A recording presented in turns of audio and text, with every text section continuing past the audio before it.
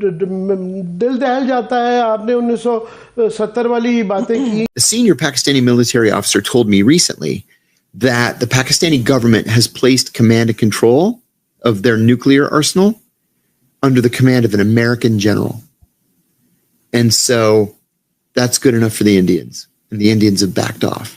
पाकिस्तान की जो न्यूक्स हैं वो एक अमेरिकन जनरल के कमांड में के अंदर हैं और उससे भारत को थोड़ी सी शांति है। जो है करज़ई हैं, जब एक गुलाम कौम होगी तो भाई उसको लाजमी बात है, जब है ही गुलाम तो उन पे आप फिर कंडीशन ज़्यादा इम्प्लाई कर सकते हैं। पाकिस्तान के पास कोई चारा नहीं बचा है, वो पूरी तरह से अमेरिका के रहमो करम पर आ गया है, खास तौर से तब जब ये भारत ने ऑपरेशन सिंदूर करके और पिटाई करके ये जाहिर कर दिया अमेरिका कभी न्यूक्लियर आर्सेनल यूज करने की अनुमति देगा नहीं। अब हमें ये पता चल गया है कि अब दुश्मन की तैयारी तकरीबन आखिरी लम्हों पर पहुंच चुकी है। अगले किसी भी दिन, किसी हफ्ते, अगले आने वाले चंद हफ्तों में वो किसी भी वक्त दोबारा हमारे ऊपर हमलावर होगा। लेकिन दोबारा या तो पाकिस्तान नहीं आइएगा, अगर आइएगा तो इज्जत के साथ आइएगा और पाकिस्तान को पाकिस्तान मान के आइएगा। हम इधर जंग बंद करके मौजें करते फिर रहे हैं, सेलिब्रेशंस भी हमने कर ली, प्रमोशंस भी हमने ले ली, फिर यकायक ख्याल आया कि नहीं भाई ये तो वाकई एक सीज फायर है। भारतीय वज़ीर दिफा राजनाथ सिंह अपनी कौम को यकीन दिला रहा है कि इस रकम से भारत अपना एयर डिफेंस सिस्टम मजबूत बनाएगा, इलेक्ट्रॉनिक वॉरफेयर सिस्टम खरीदेगा और जदीद तरीन मिसाइल रडार्स और आबदोजें हासिल करेगा। ये वो लोग हैं जिन्हें किसी का कोई पास ही नहीं है, जिन्हें अपनी वाह करवानी होती है सोशल मीडिया पे, सोसाइटी में जाके वहाँ पर कोई अवार्ड मिल जाएगा। चीज़ में इंडिया को कम्पीट नहीं कर पाते। एक चीज़ है जिसमें हम कम्पीट करते हैं, वो सिर्फ है प्रोपोगंडा, कि हमारे मीडिया से इस तरह की वर्किंग करते हैं कि एक डर में रखा हुआ हुकूमत को कि नहीं हम यहाँ पे पैसे इसलिए कम नहीं कर सकते कि जी वो फलाना मिसाइल छोड़ देगा।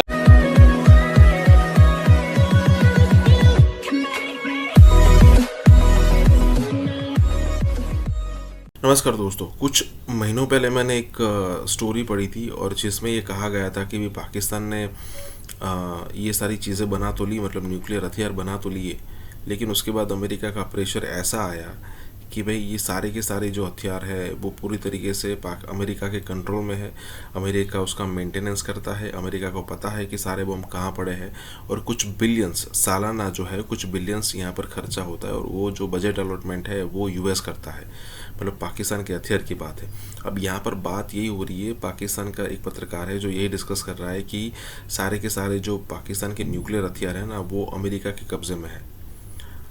अगर आप प्रैक्टिकली सोचो तो आपको लगेगा भी कि हाँ ये बात सही हो सकती है, क्योंकि जैसे देखिए अब पाकिस्तान हमेशा ये चाहता है कि अमेरिका का आशीर्वाद उस पर बना रहे, पैसे आते रहे, और जब पाकिस्तान अमेरिका नाराज़ होता है या फिर अपना जो पल्ला झाड़ने की ट्राई करता है तो उसमें फिर पाकिस्तान नाराज़ हो जाता है, क्योंकि उसको हमेशा आशीर्वाद चाहिए। तो ऐसी सिचुएशन में हो सकता है कि भी पाकिस्तान ने अमेरिका को खुश करने के लिए या फिर प्रेशर में आकर भी ये सारी चीज़ें करने दी हो। इसी के साथ ही वीडियो शुरू करते हैं। और हाँ दोस्तों, सुपर थैंक्स के जरिए हमें मदद करना ना भूलें। और ये चीजें मैं नहीं बोल रहा, न्यूयॉर्क टाइम्स, वॉशिंगटन पोस्ट, हर जगह रिपोर्ट करी हुई हैं कि पाकिस्तान को $100 मिलियन उस टाइम पे दिए गए थे। किसके लिए? To secure the nuclear weapons. और $100 मिलियन के बाद आगे भी ट्रांचेस इन लोगों ने बोली थी जो 2014 या 15 तक मिलती रही पाकिस्तान को। Well they built up their C2 C4 centres, basically command and control centres, जहां से वो न्यूक्लियर वेपन्स को कंट्रोल कर सके। स्पेशल प्लान्स डिवीजन बना इनका, इनके जो अंडरग्राउंड बंकर्स बने, इन्होंने फाइबर ऑप्टिक्स लगाई, उसके बाद अपग्रेड धीरे धीरे करके लोग करते गए। And Pakistanis were very proud of this place to a point. ये नूर खान में ये जिस जगह को हमने फोड़ा है वहां पर लोगों को लेके जाके बड़ा दिखाते थे, देखो जी हमारा C4 सेंटर है, इनप्रेग्नेबल है, ये इसके अंदर EMP नहीं आ सकता, इसके अंदर न्यूक्लियर बॉम्ब का कोई इफेक्ट नहीं होगा, ये नहीं होगा, वो नहीं होगा। बट भूल गए एक वेंटिलेशन शाफ्ट था जिसके अंदर से हमने आफ्टर ऑल ब्रह्मोस को पेनिट्रेट कराया। Nothing is invincible, everything has a breaking point. Now एक चीज अगर आप इस पूरे पर्सपेक्टिव में देखें कि अगर ये जॉन किरियाको बोल रहा है कि किसी अमेरिकन जनरल के कमांड एंड कंट्रोल में है, तो इधर the Americans have got inside the system and in चीजों को रखा गया है। और यहां पर मैं आपको याद कराना चाहूंगा सीमोर हर्श एक न्यूयॉर्क टाइम्स के जर्नलिस्ट होते थे पुराने, जब न्यूयॉर्क टाइम्स होता था। बट करंटली वो अपनी वेबसाइट पे और अपने फ्रीलांसिंग करते हैं, और ये काफी हद तक अमेरिकन एस्टैब्लिशमेंट की इन्होंने पोल बहुत बुरी तरह खोली है। वियतनाम में जो अमेरिकन आर्मी ने मैसेकर्स करे थे उसके बारे में इन्होंने पोल खोली थी। ये जो इराक के वेपन्स ऑफ मास डिस्ट्रक्शन के ऊपर इन्होंने पोल खोली थी। उसके बाद अभी रिसेंटली नॉर्थ स्ट्रीम पाइपलाइन की भैया ये अमेरिकन ने फोड़ा है, इसके ऊपर भी इन्होंने पोल खोली थी। तो he is quite a respected journalist as far as that is concerned. इन्होंने पाकिस्तानी न्यूज के ऊपर एक बार एक आर्टिकल लिखा था, ठीक है, you may not agree with him in all aspects, but you know जब आप एनालिसिस करते हो सब तरह के व्यूज आपको इसके अंदर डालने पड़ते हैं। और इनका एक व्यू मेरे को बड़ा, मेरे दिमाग में उसने इम्प्रिंट बनाया हुआ है। इनके एक पेपर के अंदर जो मैं बता रहा था, पाकिस्तानी के ऊपर लिखा था, जब डीन्यूक्लियराइजेशन टाइप पेपर था वो, and probably I can share it on my social media and we can talk about it further. उन्होंने लिखा था कि साहब आप जितना मर्जी डीन्यूक्लियराइज कर लो पाकिस्तान को, पाकिस्तान ने एक ठान रखी है कि साहब you can take everything you want but the two hiding in the tall grass next to the runway. ये उनके वर्ड्स थे। इसका मतलब क्या है? मतलब ये है कि साहब आप सारे न्यूक्लियर वेपन्स तो निकाल लो, लेकिन एक दो तो हम छुपा के कहीं ना कहीं रख ही लेंगे और वो हमारे लिए काफी है to you know do what we need to do. Basically एक मास कैजुअलिटी इवेंट करने की इनकी कैपेबिलिटी उनको चाहिए। तो आप जितना मर्जी डीन्यूक्लियराइज कर लो। नाउ ये डीन्यूक्लियराइजेशन की जो टॉक आई थी, ये क्यों आई थी? ये इसलिए आई थी क्योंकि पाकिस्तान के अंदर बम पटाखे बजने शुरू हो गए थे, टेररिज्म बढ़ गई थी, अलकायदा के अटैक्स होने शुरू हो गए थे, तालिबान के अटैक्स होने शुरू हो गए थे, इनके न्यूक्लियर एस्टैब्लिशमेंट्स में अटैक हुए, इनके एयर बेसिस पे अटैक हुए, इनके नेवल बेसिस पे अटैक हुए, एंड अमेरिकन वर वरीड, यार ये सारा किसी न्यूक्लियर बॉम्ब किसी के हाथ में लग गया तो हम तो गए, राइट। एंड पाकिस्तान हमेशा जाके ये रोता था कि भैया मेरे को पैसे दो, नहीं तो ये अगर घुस गए तो। So they used to even sell the nuclear blackmail themselves कि भैया भारत ने मेरे को डिस्टेबलाइज कर लिया और मेरे न्यूक्लियर वेपन्स टेररिस्ट के पास पहुंच गए तो देखो। और ये अभी भी वही चीज बेचते हैं। तो यहाँ पर I think somewhere down the line the Americans would have you know कुछ तो होगा कि भाई इसको डीन्यूक्लियराइज तो नहीं यार, at least cut off this bloody threat of the nuclear weapons. यही वो गलतियां होती हैं कि जो आगे जाकर कौमों को बहुत भारी कीमत जिसकी अदा करनी पड़ती है। इसीलिए हम कह रहे हैं कि वो जो यूफोरिया था, वो जो खुशी थी, अब जरा काम डाउन हो जाए, क्योंकि अब जरा सीरियस एनालिसिस का वक्त है। क्योंकि अब दुश्मन की तैयारी तकरीबन आखिरी लम्हों पर पहुंच चुकी है। अगले किसी भी दिन, किसी हफ्ते, अगले आने वाले चंद हफ्तों में वो किसी भी वक्त दोबारा हमारे ऊपर हमलावर होगा और अब भी दफा वो हिकमत अमली इस्तेमाल नहीं करेगा जो उसने पहले की थी। पहले उसने अपनी एयरफोर्स सामने लेकर आई थी। जो उसने अटैक शुरू किया था वो एयरफोर्स से किया था। जवाब में हमने अपनी एयरफोर्स ऊपर की और हमने जो स्ट्रेटजी डिप्लॉय की वो दुश्मन के लिए सरप्राइजिंग थी। दे वर सरप्राइज। इस किस्म की वॉरफेयर वो एक्सपेक्ट नहीं कर रहा था कि पाकिस्तान करेगा। जैसे कहा, नेटवर्क सेंट्रिक वॉरफेयर जो बीवीआरस के साथ हो और इलेक्ट्रॉनिक जैमिंग और स्पूफिंग, हमने कंप्लीटली उनको डिसओरिएंट कर दिया और वो उनको मार के गिराया गया अल्लाह के फजल से। लेकिन दुश्मन हमारी हिकमत अमली को देख चुका है। अमेरिकन ने, इसराइलीज ने उसको बहुत ज्यादा बैठ के उन्होंने as they say they have gone back to the drawing board and restrategize किया उन्होंने कि अब पाकिस्तान पर हम किस तरीके से आएंगे। और जाहिर है कि अब उनके जो थिंक टैंक्स हैं, उनके जो एनालिस्ट हैं, उनके जो मिलिट्री प्लानर्स हैं, वो ये देख चुके हैं कि अगर पाक फजाइया हवा में बुलंद हो गई तो उसके बाद इंडियन एयरफोर्स के पास कोई चांस नहीं होगा। तो यकीनी तौर पर वो कोई ऐसी स्ट्रैटेजी बनाने की कोशिश करेंगे कि पाक फजाइया को हवा में ही ना उठने दें। जनरल बाजवा और फैज के दौर में जो तबाही हुई है, दैट इज अस्तगफुरुल्लाह। मतलब ये तो पूरा माइंडसेट ही इन्होंने आर्मी का चेंज कर दिया था कि जंग हो ही नहीं रही, 100 साल का अमन करने जा रहे हैं, फौज की तादाद कम कर देते हैं, टैंकों में पेट्रोल नहीं है, लड़ने की जरूरत नहीं, लड़ सकते नहीं। मतलब इन्होंने पाकिस्तान को जिस तरह प्रेजेंट कर दिया था। And I was the only one तो जनरल मुशर्रफ के वक्त से शोर मचा रहा था कि यार 4th जनरेशन वॉर है, ये 5th जनरेशन वॉर है, अब इंडिया के साथ हमारी जंग आने वाली है। तो इस वक्त भारत के अंदर लोग ये बातें कर रहे हैं कि जनाब इजराइल की आबादी तो 10 मिलियन है, भारत की आबादी 1.4 बिलियन है, लेकिन दोनों मुल्कों ने हमले किए। इंडिया ने पाकिस्तान पे हमला किया और इजराइल ने ईरान पे हमला किया। फर्क क्या है इसमें? जो ऑपरेशन सिंदूर जो था, आई थिंक उनका इजराइल का नाम राइजिंग लायन है, जो ऑपरेशन सिंदूर था वो क्या था? इंडियंस कहते हैं कि जनाब हमें पाकिस्तान को 15 दिन का एडवांस नोटिस नहीं देना चाहिए था। कई लोगों का व्यू ये है, हमें जब पहलगाम का वाकया हुआ था उसी वक्त हमला कर देना चाहिए था। और वो जो फिर उसके बाद 15 दिन के नोटिस के बाद वो जो कुछ दहशतगर्द कैंप्स पे हमले किए, हालांकि वो दहशतगर्द कैंप नहीं, वो मोहल्ले थे, गांव थे, लोग वहां रह रहे थे, मस्जिदें थी। इंडिया का मौक़िफ़ है टेररिस्ट कैंप्स, वो कैंप्स वो मतलब शहरों के अंदर कौन से कैंप्स होते हैं, मोहल्लों के अंदर। So India did every job what India could do. So कई लोगों का कहना यह है कि इंडिया का जो ऑपरेशन है वो सख्त होना चाहिए था पाकिस्तान के ऊपर। तो भाई कैसे वो आप ऑपरेशन सख्त करेंगे? तो पाकिस्तान क्या करता उस पर? पाकिस्तान क्या करता? पाकिस्तान भी उतने ही जवाब देता।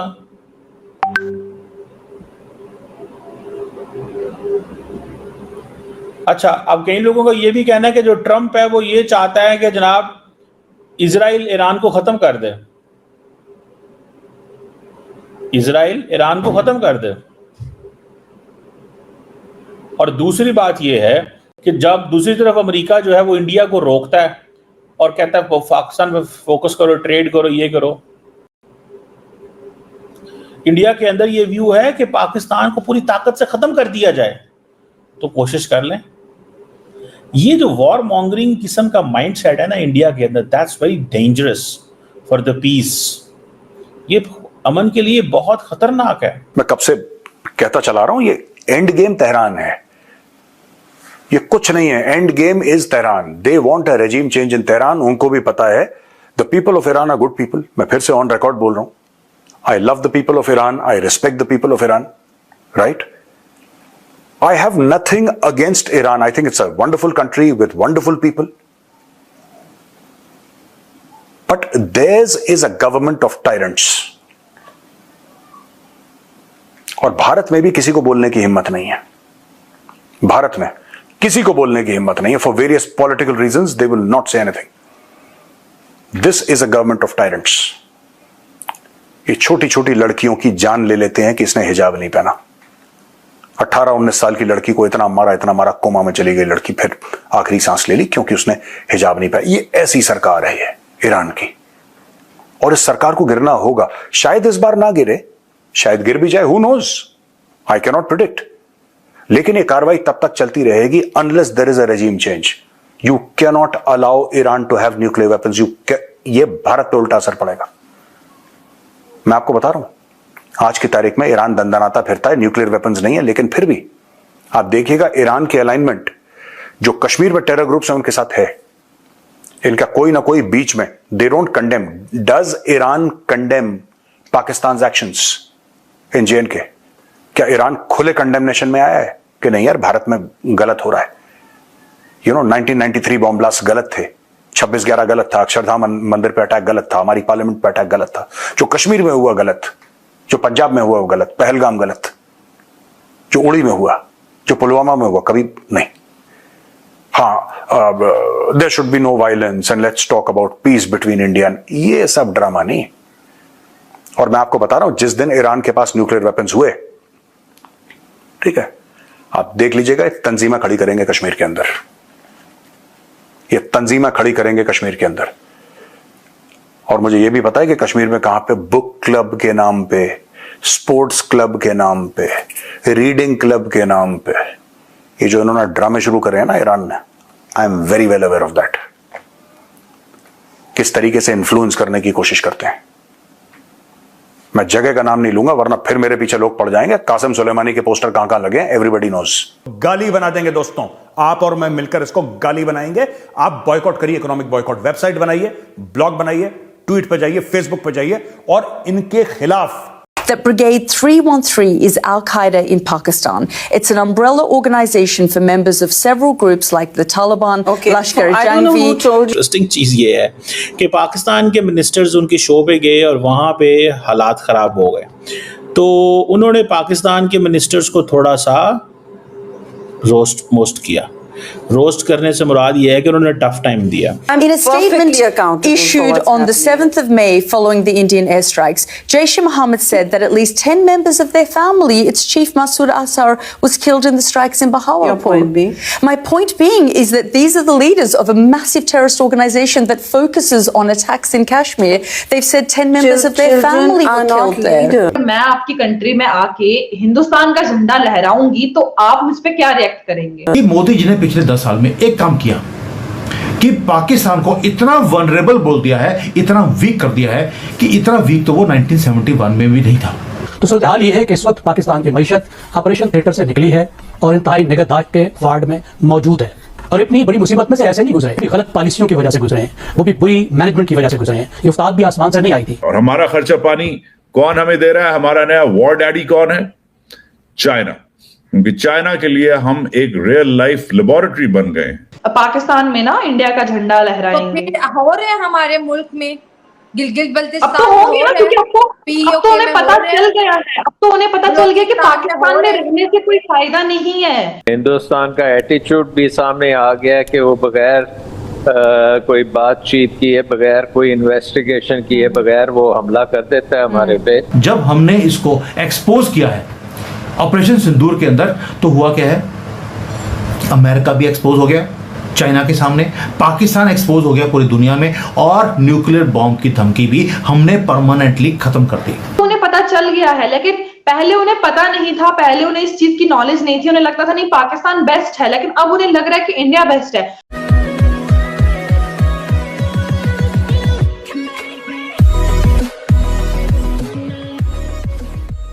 नमस्कार दोस्तों, अब जब पाकिस्तान का कोई मंत्री या फिर पाकिस्तान का कोई डिप्लोमेट अगर विदेशी पत्रकार को इंटरव्यू देने का सोचेगा, तो सबसे पहले उसको दिक्कत यही आती है कि कुछ क्वेश्चन ऐसा है जिसके आंसर 10-10, 15-15, 20-20 साल होने के बावजूद भी उनके पास नहीं है। जैसे कि मान लीजिए कुछ होगा तो बोलेंगे कि भाई देखिए, आप जो क्लेरिफिकेशन दे रहे हैं वो ठीक है, लेकिन ओसामा बिन लादेन पाकिस्तान से ही पकड़ा गया था। दूसरी चीज़ आएगी लश्कर-ए-तोयबा और इस टाइप के जो आतंकवादी संगठन है जिसको मौलाना मसूद अजहर और हाफिज सईद जैसे लोग चलाते हैं, उसका क्या? क्योंकि वो UN डेजिग्नेटेड आतंकवादी ग्रुप है।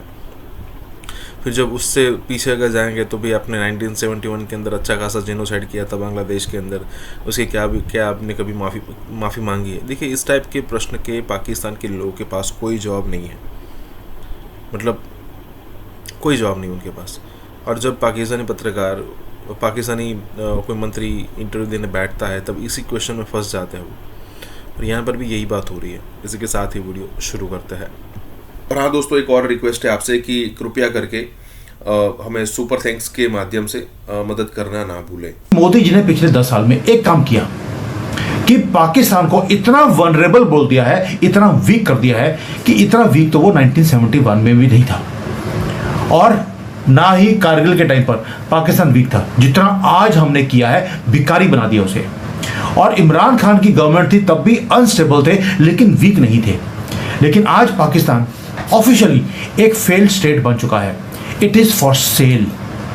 एक चेस बोर्ड के ऊपर हमने लगा दिया कि भैया जिसको जो खरीदना है आप खरीद लीजिए। और ये स्टोरी है जो ऑपरेशन सिंदूर से शुरू हुई, और ये क्यों इंपॉर्टेंट था।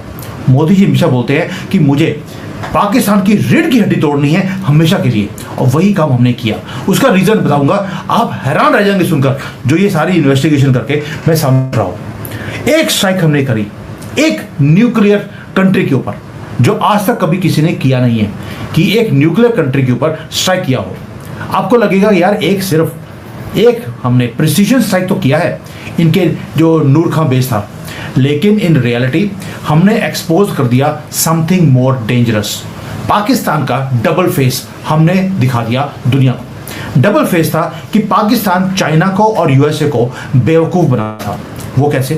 भाई आपको मालूम है कि पाकिस्तान ने हमेशा डबल प्ले किया है। वो डॉलर लेते थे अमेरिका से, लेकिन मिसाइल खरीदते थे चाइना से। लेकिन इस टाइम जो उन्होंने जो प्ले की थी, वो इन्हीं के मुंह के ऊपर तमाचा लगा है बड़ी बुरी तरह से। वो कैसे?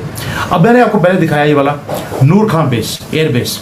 नूर खां एयर बेस के ऊपर हमने स्ट्राइक किया, तो पाकिस्तान ने क्या किया? फेक वीडियोस निकालने शुरू कर दिए कि ये आदमपुर का जो हमारा एयर बेस है, इसको पाकिस्तान ने डिस्ट्रॉय कर दिया है, उसके अंदर आग लग गई है, उसके अंदर डैमेज हुआ है। लेकिन ये फोटो 10 साल पुरानी थी। 10 साल पुरानी जब हमने फैक्ट चेक किया तो ये फोटो झूठी निकली। अब ये फोटोज 10 साल पुरानी क्यों निकाली जा रही हैं? क्योंकि जब एयर बेस को, नूर खां एयर बेस को हमने डिस्ट्रॉय किया या उसको अटैक किया, वो एयर बेस पाकिस्तान चला ही नहीं रहा था, USA चला रहा था।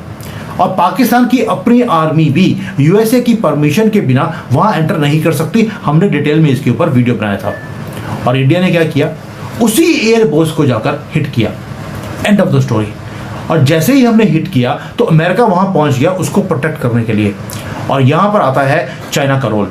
चाइना को पता ही नहीं था कि ये एयरबेस अमेरिका इसको डील कर रहा है, इसको हैंडल कर रहा है।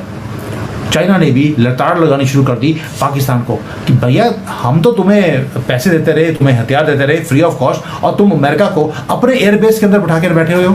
इंडिया के फ्रंट में हमारा जो नया वॉर डैडी है, एक तो शुगर डैडी होता है ना, शुगर डैडी मतलब वो बंदा जो अपनी गर्लफ्रेंड को जरा सा पर्क्स और प्रिविलेजेस के लिए थोड़ा सा पॉकेट मनी देता रहता है, मगर वॉर डैडी क्या होता है? वॉर डैडी अपने छोटी स्टेट को, अपनी क्लाइंट स्टेट को जंग के लिए भी खर्चा पानी देता रहता है। और हमारा खर्चा पानी कौन हमें दे रहा है? हमारा नया वॉर डैडी कौन है?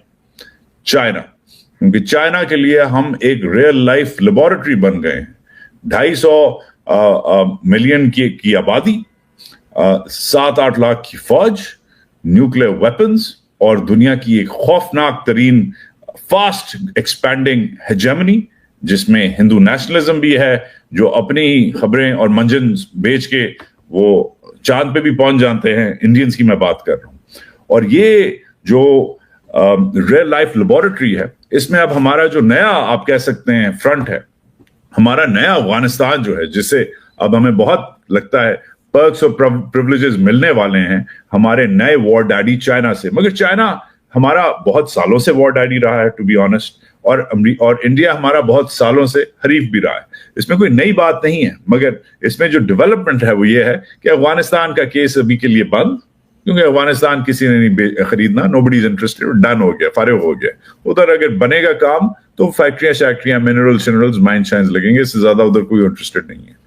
जो लोग इंटरेस्टेड हैं, हमें थोड़ा सा पर्क्स, प्रिविलेजेस, खर्चा पानी, जहाज, ईंधन, तेल, मिसाइल बेचने में, वो अब ये होगा। तो अमेरिका जो है हिंदुस्तान को शायद सपोर्ट करेगा, चीन जो है वो पाकिस्तान को सपोर्ट करेगा, और ये एक इंटरेस्टिंग किस्म का डायनामिक अब नया एक बिल्डअप होगा साउथ एशिया की आर्म्स रेस में, जिसमें क्या होगा? जिसमें मैं और आप और आम लोग जो हैं वो मारे जाएंगे। जब तक कश्मीर का मसला हल नहीं होगा, हम सारी दुनिया में भीख मांगेंगे, लेकिन हम भारत के साथ ट्रेड नहीं करेंगे। ये हमारी पॉलिसी है, और इसी वजह से आज हम मट्टी चाटने के ऊपर मजबूर हुए हैं। आज दुनिया की अर्थव्यवस्था कई आशंकाओं से गुजर रही है। भारत भी दुनिया की तीसरी सबसे बड़ी अर्थव्यवस्था बनने जा रहा है। ट्रंप ने दावा किया था कि रूस की तरह भारत की इकोनॉमी डेड हो चुकी है, लेकिन अब वाराणसी की धरती से पीएम मोदी ने बिना नाम लिए डोनाल्ड ट्रंप पर निशाना साधा है। पीएम मोदी ने इस बात पर भी जोर दिया कि वही चीज खरीदनी चाहिए जो भारत में बन रही हो। अब हम कुछ भी खरीदे तो एक ही तराजू होना चाहिए। हम उन चीजों को खरीदेंगे जिसे बनाने में किसी न किसी भारतीय का पसीना बहा है। इंडिया विल नॉट बाउ डाउन। मुझे मेरी ये असेसमेंट कहती है anti Americanism will start in India, pro Modi sentiments will start in India. उम्मीद थी वाशिंगटन में वो ये थी कि नरेंद्र मोदी और डोनाल्ड ट्रंप की फ़ोन कॉल होगी और उस पर डील हो जाएगी, लेकिन दिल्ली के अंदर एडवाइस दी गई कि आप फ़ोन कॉल ना करें और आगे ना बढ़ें। हर मुल्क दुनिया में has better relations with India than Pakistan. आप मेरे पास आए, आपका दूसरा सवाल मेरे से मदद मांगना है और आपकी पहली बात मेरे दोस्त को गालियां देना है, तो मैं आपसे क्यों बात करूंगा? इंडिया जो है वो 25% है, सो 6% डिफरेंशियल है, लेकिन इंडिया के पास मसल इतनी है, इंडियन गवर्नमेंट के पास, या उसको कॉस्ट इतना एडवांटेज है उनको कि वो जो डिफरेंस है वो पूरा कर लेता है। पता नहीं ये ट्रंप को किधर से पता चला कि कोई मैसिव अमाउंट, मैसिव उसने लफ्ज इस्तेमाल किया। जुम्मे की नमाज के बाद मौलवी साहब ने कहना था मुबारक हो आप सबको, हमने मिडिल ईस्ट को पीछे छोड़ दिया है, कुछ तेल के फवारे जमीनों के नीचे से निकल आए हैं। एनर्जी बिल बहुत है। बात तो आपकी बिल्कुल दुरुस्त है, तेल की हमें जरूरत है, लेकिन तेल की अमेरिका को जरूरत होती है। तेल के पीछे अमेरिका किधर किधर नहीं पहुंचा है। हमारा तेल हमारे पास ही रहेगा ना, हमें फायदा भी होगा, या सारा अमेरिका के खूह खाते में चला जाएगा। और इस बात में हमें कोई शर्म महसूस नहीं होती कि अब यहाँ पे एक बार फिर मिठाइयां बट रही हैं और शादियाने बज रहे हैं कि जी हमें जो है एक बार फिर भीख मिल गई है। अब हमें भीख खाने की आदत हो गई, तो हम ट्रेड क्यों करेंगे, हम मेहनत क्यों करेंगे?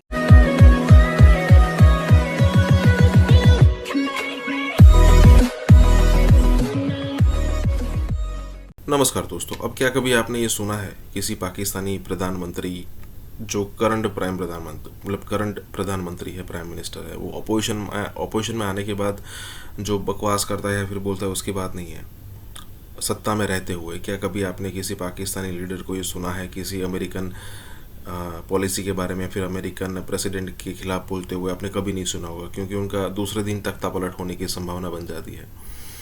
लेकिन यहाँ पर प्रधानमंत्री मोदी एक समय तक चुप रहे, क्योंकि इंडिया और यूएस के रिलेशन बढ़ रहे थे और ट्रंप जो है वो रिश्ते बिगाड़ने पर उतारू था, तो एक समय तक चुप रहे प्रधानमंत्री मोदी। लेकिन उसके बाद हुआ ये कि अब जो है वो खुलेआम बोला जा रहा है कि भाई ना ही किसी ने हमारी सालसी करवाई है, ना ही अगर हमें कोई डेड इकोनॉमी बताने की बात कर रहा है तो ना ही वो सिचुएशन है, और ना ही हमारी ये सिचुएशन है कि अगर कोई हमें प्रेशराइज्ड करेगा तो हम अपना इंटरेस्ट खो देंगे या फिर प्रेशराइज्ड हो जाएंगे। तो यहाँ पर यही बात हो रही है कि पीएम मोदी क्या क्या बातें कर रहे हैं। इसके साथ ही वीडियो शुरू करते हैं। और हाँ दोस्तों, सुपर थैंक्स के जरिए हमें मदद करना ना भूलें। हवाले से अमेरिकन एडमिनिस्ट्रेशन बहुत बहुत क्लियर है that India needs to stop buying oil from Russia. This is what he's saying. ठीक है ना जी, ये उन्होंने बात जो है वो की है। तो सवाल सीधा सा है, देखें इंडिया एक इम्पॉर्टेंट बड़ा प्लेयर है, इस सेंस में उनकी मार्केट बहुत बड़ी है, इकॉनमी बहुत बड़ी है, लेकिन एट द सेम टाइम उनकी ज़रूरियात बहुत बड़ी हैं। The most important thing is there needs. आप देखिए ना, 1.4 बिलियन मुल्कों की पॉपुलेशन को चलाना कोई आसान काम नहीं है। समझ रहे हैं बात? सो ये जो फोर्स किया जा रहा है इंडिया को तेल ना खरीदो, that is something very very dangerous for India. लेकिन मैं आपको इतना बता सकता हूँ कि इंडिया विल नॉट बाउ डाउन। मुझे मेरी ये असेसमेंट कहती है, उसकी वजह ये है ना कि that is very suitable for Narendra Modi. ये मोदी साहब के लिए बहुत सूटेबल है। जिस तरह अमेरिका कनाडा के अंदर जस्टिन ट्रूडो की पार्टी खड़ी रही, और ये मैं आपको बताऊँ, ये मैंने आपको पहले कहा था कि anti Americanism will start in India. ये मेरी बात को लिख लें अभी से, मैं आपको पहले कह रहा हूँ, anti Americanism will start in India. ये बात मैंने आज नहीं, बहुत पहले कही थी आपको। सेकंड नंबर पे, pro Modi sentiments will start in India.